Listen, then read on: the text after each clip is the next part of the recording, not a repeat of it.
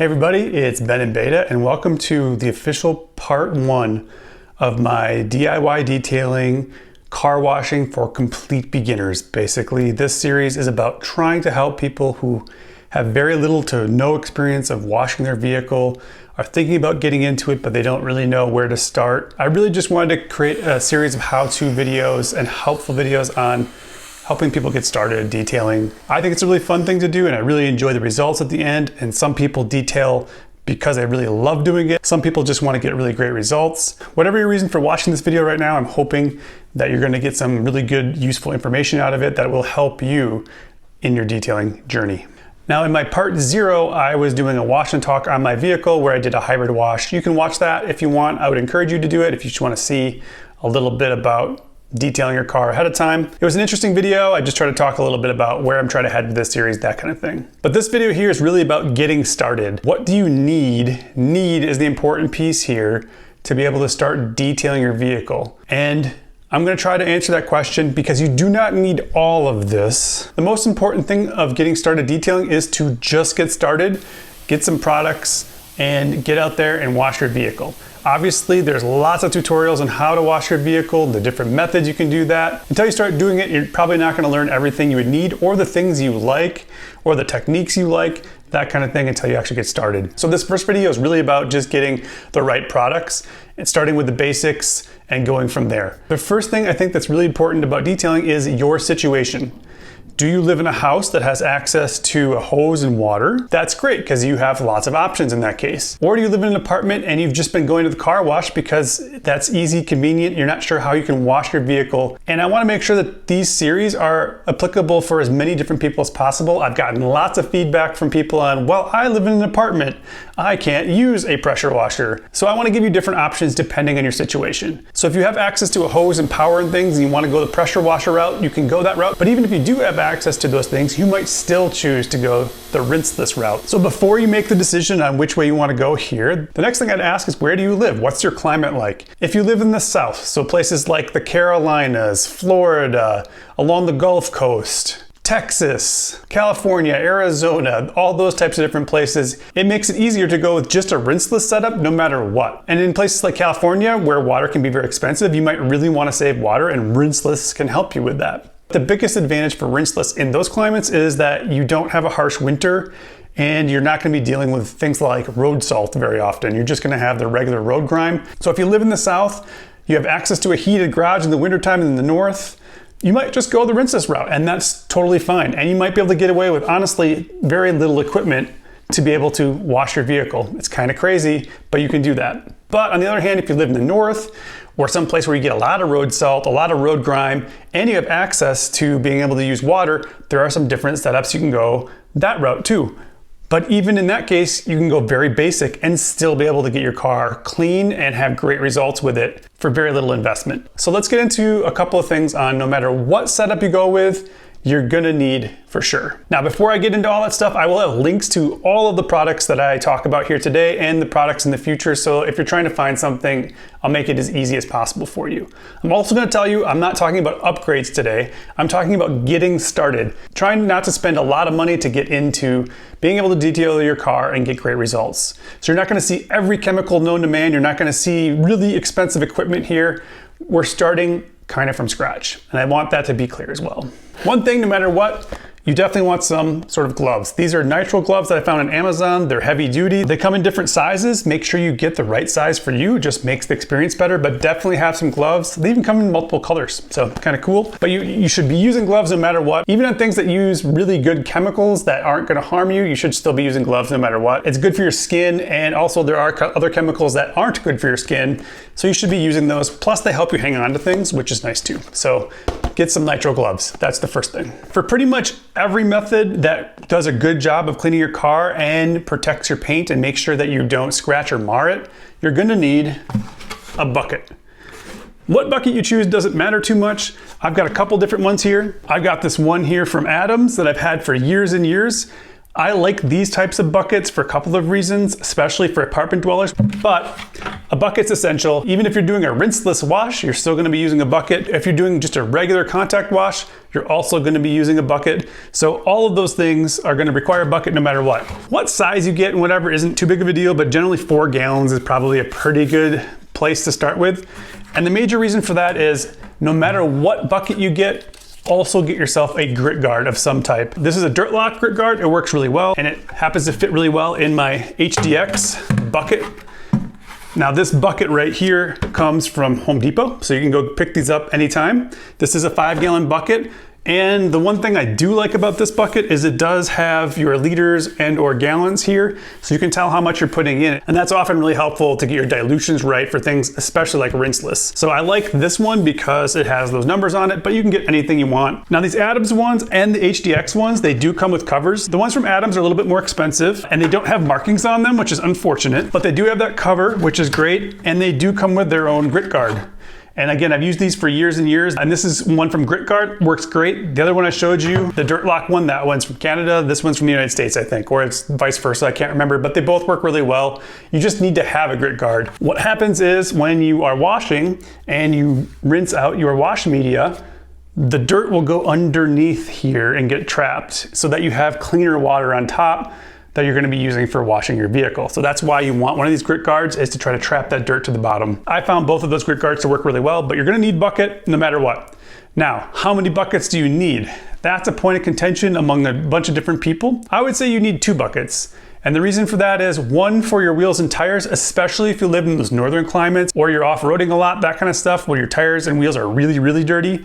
If you live in the southern half of the United States and you wash your vehicle fairly regularly, maybe you don't need another bucket right away. Eventually, it might be a good idea. So you can probably get away with 1 bucket if your car isn't all that dirty, or you can just get 1 bucket, clean your wheels and tires, clean out the bucket really well, and then start on your paint. And then there are some people who really like a 2-bucket wash when they're washing their paint, where 1 bucket has all of your soap and everything in it, and that's what you're dipping your wash media, your mitt, or your sponge, or whatever it is you're using into that bucket.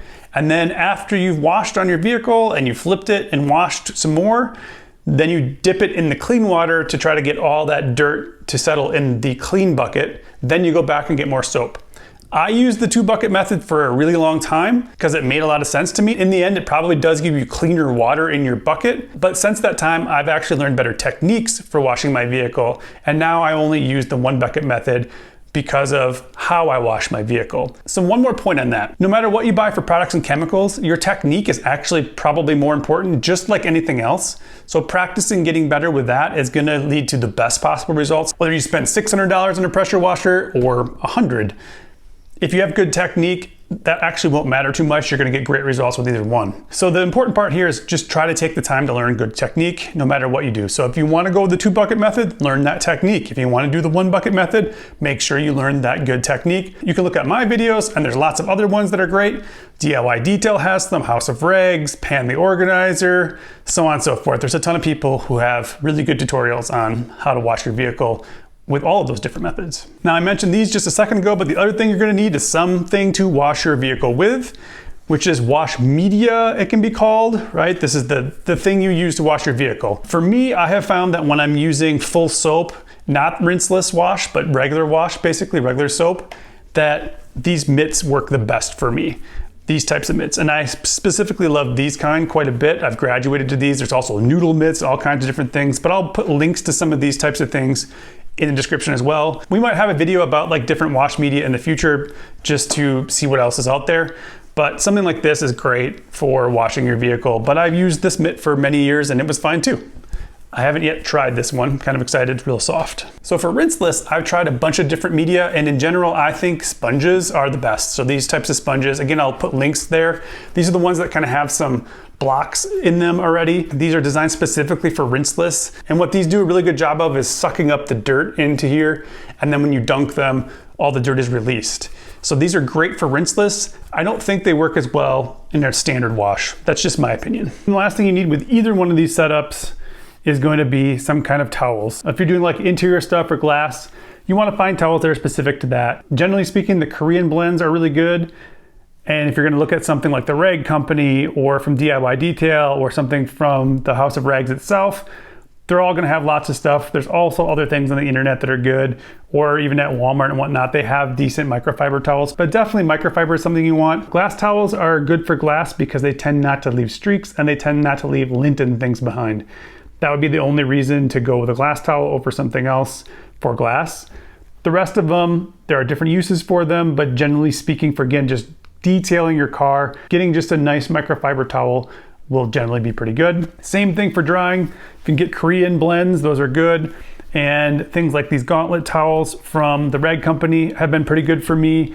But the drying blanket is great, much bigger, does a bigger surface at one time. The Goat or the Diva towel from the House of Rags are really good. So there's lots of good towels out there, but you're gonna need towels to dry your vehicle. So having good drying towels is good, something that's big that's gonna be able to handle that. And then for things like glass, that kind of stuff, you're gonna need some towels for that too. Though when I was growing up, we just used t-shirts for that. I wouldn't recommend that anymore, because there's a lot of good microfiber towels on the market. I also have a much more in-depth towel video, which I will link in the description if you want to learn more about different types of towels. I could have went way further than I did, but it gives you some good information about what you might want to buy. So those things are the things you're going to absolutely need to have pretty much no matter which way you go for washing your vehicle, whether it's the rinseless route or going with the full standard wash or doing a combination of the two, which you can do as well. Now, as a quick caveat to things you might need for your vehicle, this is more of a might need and are nice to haves for washing wheels.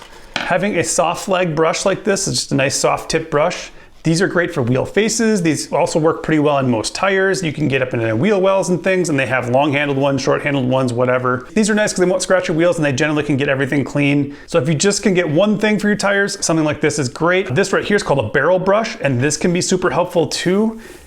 You don't need to have a barrel brush, but basically these go into the barrels of your wheels and allow you to clean behind your wheels and get all the brake dust and dirt and stuff off of there. This one's nice because again, it's kind of soft and it's not gonna throw a lot of water back in your face.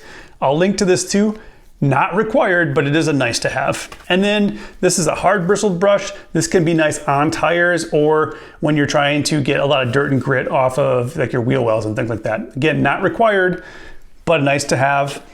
If you can only get one, I would do the soft tip one because that one's gonna be the most versatile. All right, so the next thing you need is some way to rinse. There are a lot of different ways to do this, but even with rinseless, depending on where you live, especially in the northern part of the country where you have to deal with salt and a lot of dirt on your vehicle all the time, you need to be able to rinse all of that stuff off before you do your contact wash. Especially if you're gonna follow the one bucket method where you're doing chemical rinse, chemical agitation, and then you might just be drying off on the rinseless or you're washing off if you're using regular shampoo. So what do you need for that? If you live in a place that has both power and water, you definitely need a hose. I have used a bunch of different hoses. This one here is great. It's from Flexzilla. It's their Pro hose. This one's kind of cool because if you ever get a leak, you can cut it and take these ends off and put them in a new spot, which is nice, and it's super ultra flexible. But to be honest with you, any garden hose is gonna work just fine.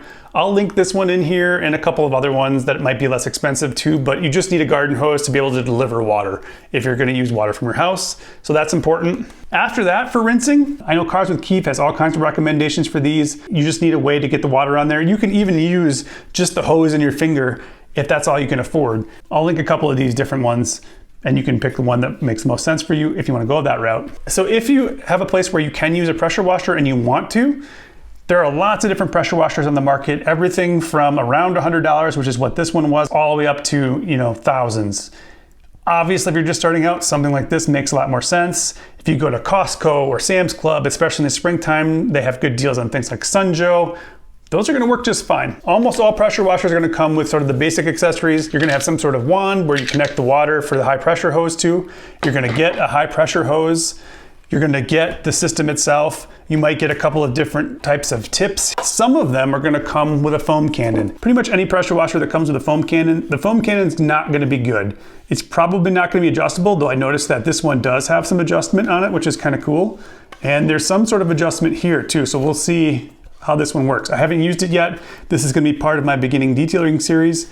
So I picked this Westinghouse for a reason. I'm gonna tell you what that is in a second. Most of the time, these aren't gonna be great, but they will get suds on your vehicle and that will help start pulling dirt down. So this is a nice way to do the initial chemical, get that on there with your soap, have it be semi-foamy at least, and those foams, those bubbles popping, they'll start grabbing the dirt and pulling it off your vehicle. That way when you rinse it, you're not gonna scratch your vehicle, anything like that. These are not the best in the world, but we're starting here, right? This is what you get. And if you don't get one of these, then you might have to pick one up separately. I'll have a different video on different foam cannons you can choose from. And again, prices range from $20, $30 all the way up to over $100. And the only thing I would tell you, and this is a lesson that my friend Brian learned, he bought a pressure washer this last summer, and he just figured it didn't matter what you bought, you could upgrade it later on if you wanted to, but that's not the case. I looked quite a while to find the right pressure washer for what I was looking for this series, and it all comes down to the high pressure hose. This is something you want to be an M22 connector. So generally speaking, when you get one of these, the high pressure hose will have ends that look like this, and they'll be either 14 or 15 millimeter. Either one is fine, doesn't matter. You can get adapters for those. The advantage to getting a pressure washer that has that 14 or 15 millimeter connector is big because it allows you to upgrade this pressure washer. Keep this pressure washer, but upgrade all of the accessories without any kind of problem. If you have special connectors here, which a lot of the less expensive ones do, you can't upgrade your hose, which is usually the worst part of the experience because these are 20 feet long. They typically just tangle up and you kind of have to carry everything with you. You'll see some of that as we start our series with this system right here. So the big thing really is when you pick a pressure washer, make sure it has like the 14 or 15 millimeter connector on it so that you can upgrade it. This one does. There are a number of other ones that do too, even ones on the lesser expensive side. If you see something that has like a little quick connect to it for that, those probably are not upgradable. Avoid those and you should be fine. The other reason I picked this one specifically was it's 1.76 gallons per minute. It may not hit those numbers, but what you're really looking for is the higher the gallons per minute, the better off it's going to be for washing your vehicle. You can still use these for other things like washing your sidewalk, your house, or whatever too. And then I picked this one specifically because it's really nice and portable and small. Some of them have their own like kind of cart system, and that's totally fine as well. The only thing I didn't like about this one was it only came with two tips, a 25 and a 15 degree. So when I first start washing with this, I'll probably be using the 25. I prefer a 40 degree nozzle, but you can also buy these for pretty inexpensive too, if it doesn't come with that. The other thing I noticed about the Westinghouse was in the box it said if you do a review on Amazon, they'll send you a set of 5 tips for free. So I guess that's kind of cool. So if you live in a house and you have connections to water and power, those are some things to consider in terms of what you need to deliver water for rinsing. As long as we're still talking about washing with a pressure washer, really the other thing that you absolutely need is a soap. And if you're first starting out, there are a lot of soaps on the market. You can go to Walmart and choose lots of different chemicals. That's totally fine. If you want to start, there's nothing wrong with that. What I would say is just try to find one that's pH neutral to start. Those are the safest. They'll work on everything, no matter if your car's coated or not coated, whatever. You won't have any problems with them. So just look at the labels and see if they're pH neutral. I'll link a couple of my favorites here. I really like Incredible Suds from DIY Detail, and I've really enjoyed the Clean by Pan shampoo as well. You can get the DIY Detail products from the DIY Detail website, or you can get both of these products at the House of Rags. It doesn't really matter. Now, both an advantage and disadvantage to the House of Rags is they have a lot of different products from a lot of different companies. So if you don't want to try one of these two soaps, they have a ton of other ones. Again, look for pH neutral and go from there. Or you can stop at your auto parts store, O'Reilly's, or Walmart, and you can find plenty of different soaps from like Chemical Guys, all that kind of stuff. None of them should harm your vehicle. Choose what you want. These are just good. They smell good. They're easy to use, and they use really good quality chemicals as well. So that's another advantage. These are the things you would need to use a pressure washer or to use a garden hose, that kind of thing. That's the type of soap you'd use. That's the system you'd use in general. What if you live in an apartment? Or what if you want to use Rinseless and save water instead? Well, that's what this stuff is over here. With Rinseless, there will be times when you still need to rinse. It's rinse less, not never rinse. And the important piece there is having some way to be able to rinse. If you're applying your Rinseless with just a sprayer like this, could you rinse your vehicle with it? Your fingers are gonna hurt after a while. It could be done. So if that's all you can afford, getting some kind of a sprayer, the experience might not be great and you might not want to do it again. You could plausibly do that if I was talking Mythbusters terms. I wouldn't recommend that though. But this can be good for applying the Rinseless. You would want something else to rinse it with. That could be a garden hose if you have access to that. You could also go to a coin operated or a credit card operated car wash and use that for your rinsing, but do all your own chemical stuff. So one of these is a sprayer that applies your product on This probably isn't going to be great for rinsing either, but it will put more water out if you want to do something like that, and you'd be rinsing with your product. Not a big deal for rinseless, but you probably want just water. So instead of something like this, there are some of these. Now I chose this one for a specific reason, but there's a bunch of other ones that are smaller than this. And basically these are battery operated sprayers. And you're gonna see again a review of this. I bought it specifically for this series and potentially for some overlanding things. But basically these have their own sprayers and everything that attach to this. They're battery operated, so you bring your water with you. It's all self-contained and you can do all your rinsing with this. So that's one option. Again, there's a bunch of different ones on the market. You can also buy ones that kind of look like drills that you can just put the hose into a bucket and those will spray off. Tons of different options for people who live in an apartment and still need to rinse. We're gonna try this one out and see how it works, but that's what I bought it for, is to be able to do a rinseless wash, but without all of this stuff over here. This will save a bunch of time, but still make sure that the rinseless wash is safe. So I talked about using the sprayers, right, to rinse, but you're gonna need a sprayer in some way, shape, or form to spray your product on for a rinseless wash. So again, it could just be something like this. These work just fine. This one here is a pump sprayer and it'll spray for longer. It's a nice IK sprayer. These are both from IK, they work really well. You also can get like a pump sprayer from your local hardware store or something like that. As long as it's able to handle chemicals inside of it, those will work good. And those pump chemical sprayers that are bigger than this, that have like a wand, those can sometimes be adjusted so you can put out quite a bit of water instead of buying something like this as well for a rinse. It's probably not going to work quite as well as something like this, but it is an option. So you definitely need some way to apply the rinseless. My wife is using one of these right now to rinseless wash her vehicle in California, and so is my friend who's doing his washes in the apartment, and they work great. The really cool thing about these is they pretty much just spray where you want them to spray, so you're not gonna spray somebody's car next to you. For a rinseless wash, you're gonna need some kind of a rinseless wash. I've been using the Clean by Pan for a while. I like it, smells great, it works really good. It leaves a little bit of a nice slick surface behind, but it doesn't leave a lot of product behind or anything like that. It comes off really well when you're going into the drying phase. So I really like this one a lot. I've also used DIY Details. I liked that one a lot too. Or if you wanna try something from Walmart or whatever, you can do that too. But honestly, the House of Rags or DIY Detail, it makes it super easy. You pick the one you want, you order it, it comes to your door and you're ready to go. So unless you wanna do something right now today, I think those are good places to look because they have really good products and they're really not too expensive either. There's one other thing you're gonna need for rinseless, but these can be really helpful for other chemicals as you build out your portfolio or if you want to store things in gallons, pre-mixed, that kind of stuff. But you're gonna need some kind of way to measure out the amount of chemicals you need. Now I had a nice little shot glass type thing that had all the markings on it that I had been using for a long time. We moved, I can't find it anywhere, so I ordered this set from Amazon. And the reason I did is it has something that's a little bit bigger that goes up to 2 ounces. You're often not gonna use more than 2 ounces, but this also has milliliters on it if you wanna go that direction. But things like rinseless, they need to be pretty precisely mixed at 256:1. That's a little bit easier in these big buckets. For every 2 gallons, you put in an ounce of rinseless, makes it pretty simple. And then my other tip is once you've mixed it in the big bucket, dump your sprayer, whatever you're gonna use, into the bucket.